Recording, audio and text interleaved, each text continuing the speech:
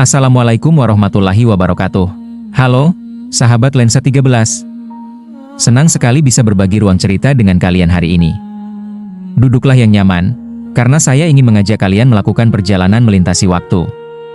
Kita akan mundur ke abad ke-15, ke sebuah masa di mana tembok-tembok raksasa yang dianggap tak tertembus dunia akhirnya harus runtuh. Kita akan berbicara tentang seorang pemuda yang mengubah arah sejarah, Sultan Mehmed II, atau yang lebih kita kenal dengan sebutan Al-Fatih. Bayangkan kalian berdiri di depan tembok Konstantinopel, sahabat Lensa 13. Tembok itu bukan sembarang tembok, itu adalah Theodosian Walls, benteng pertahanan paling tangguh di dunia saat itu.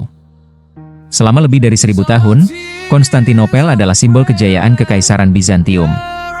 Banyak panglima hebat gagal menaklukkannya. Lalu, datanglah seorang sultan muda berusia 21 tahun. Bayangkan, di usia yang mungkin seumuran dengan kalian yang sedang meniti karir atau kuliah, ia memikul beban takdir yang berat.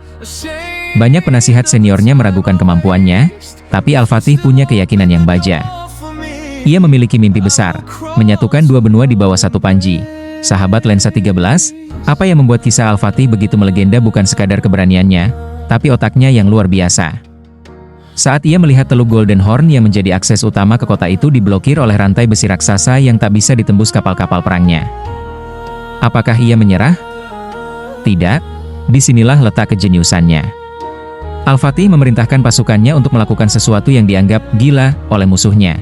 Memindahkan kapal-kapal perang melewati bukit melalui daratan dalam satu malam. Bayangkan tentara Bizantium yang terbelalak keesokan paginya saat melihat armada perang Ottoman sudah berada di dalam teluk, padahal rantai besi itu masih terpasang sempurna. Itu adalah taktik yang tidak terduga, sebuah manifestasi dari pemikiran out of the box yang sesungguhnya.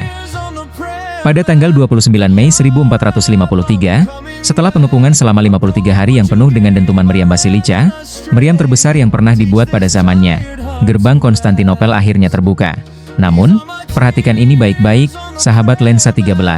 Al-Fatih tidak masuk sebagai seorang penghancur yang membabi buta. Ia masuk sebagai seorang penakluk yang beradab.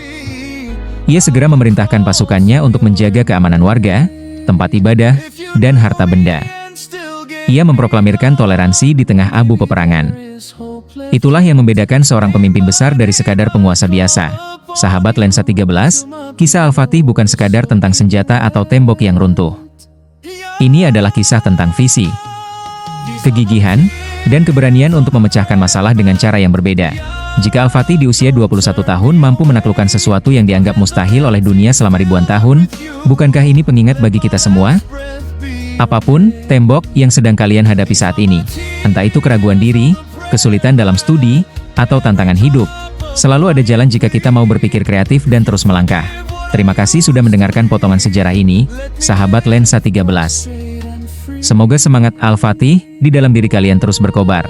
Menurutmu, dari strategi Al-Fatih memindahkan kapal melalui daratan tersebut, sifat apa yang paling penting untuk dimiliki generasi kita saat ini dalam menghadapi tantangan yang terlihat mustahil?